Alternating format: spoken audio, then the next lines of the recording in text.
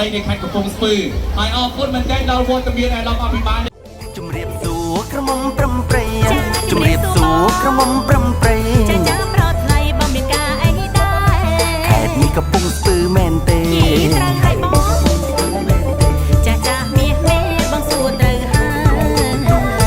យីបងឯងដូចមិនដែលមកកំពុងស្ពឺអញ្ចឹង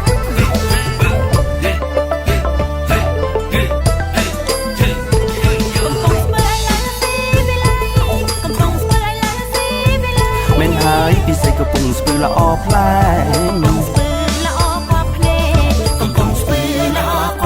ចុះពីផ្លូវជាងផ្លែនចូលមកដល់ទីក្រុងនោះ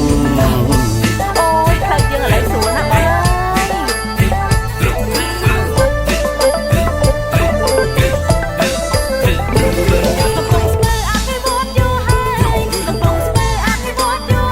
មិនហើយត្រាំត្រៃបើមិនមកមិនដឹងមកឃើញហើយជួយផ្សព្វផ្សាយផងបងឃើញហើយជួយផ្សព្វផ្សាយផងកុំភ័យនួនល្អងបងសន្យាបងឯងកុំភ្លេចជួយផ្សព្វផ្សាយផងណាបងណា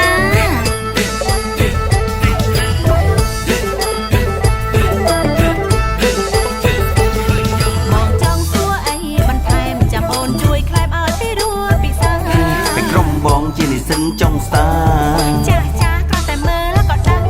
បងធ្លាប់ជាងកាត់ខេត្តកំពង់ស្ពឺបើតាំងពីតូចធ្លាប់តែលេងអំពែភ្នំមានស្ពានយល់ដូចតងកាលនោះបើចាំដូចជាញ៉ាំមន់ដុកចុះរមណីយដ្ឋានក្នុងផ្សារតែប្រឹងជីវ៉ាធ្លាប់ទៅឬអត់ចុះរមណីយដ្ឋានទឹកពុំអេកូទេសចរចំប៉ងមានតាំងពីចំការក្រូចរំញោចទឹកជ្រុំខ្ជិលផាត់ត្រជាក់ទណ្ដុកស្លាគេហៅតែបានស្នេហ៍នៅចិត្តនេះតែយើងអាចទៅមើលតែពីរនាក់កុំតន់អីនិយាយបន្តទៀតមុំបងទៅដឹងការីរំនៅក្នុងខេត្តកពឺស្ពងមានសត្វទូកដំរីឆ្លងកាត់ម្ដុំណាអីសត្វ elephant ឆ្លងកាត់ម្ដុំហ្នឹងចង់ទៅមើល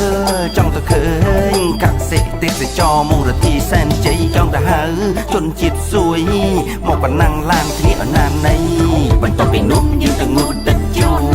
បោះតង់នៅម្ដុំអរ៉ាមានរូបភ្នំបងមិនហ៊ានទៅចាំមកអូនជូនតែចាំបងហ៊ានទៅបងណាចង់ទៅណាទៀតចាំបងជូនគ្រប់កន្លែងណាអូជាអ្នកប្រទេសទេសចរណាបង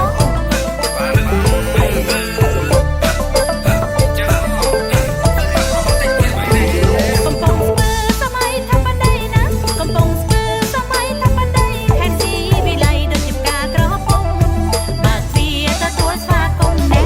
បើកទ្វារទទួលស្វាគមន៍វិនិយោគតូចធំគ្រប់ពេលវេលា